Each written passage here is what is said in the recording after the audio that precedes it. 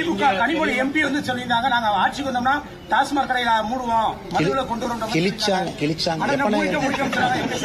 அண்ணே கனிமொழி அவர்கள் நல்ல ஒரு மனநிலை மருத்துவரை போய் பார்க்கணும், நல்ல மருத்துவரை போய் பார்க்கணும். அவருக்கு இந்த 15 வருஷம் வீடியோல கனிமொழி அக்காவுக்கு போட்டு காட்டணும்.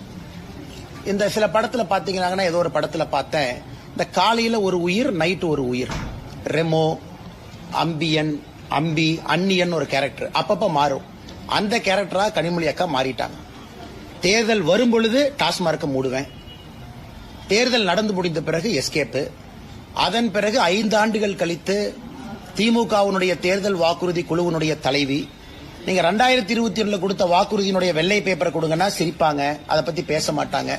அதனால கனிமொழி அவர்கள் எப்படி பேசுறாங்கன்னே தெரியல. அந்நியனா பேசுறாங்களா, அம்பியா பேசுறாங்களா, இல்ல ரெமோவா பேசுறாங்களான்னு தெரியாது.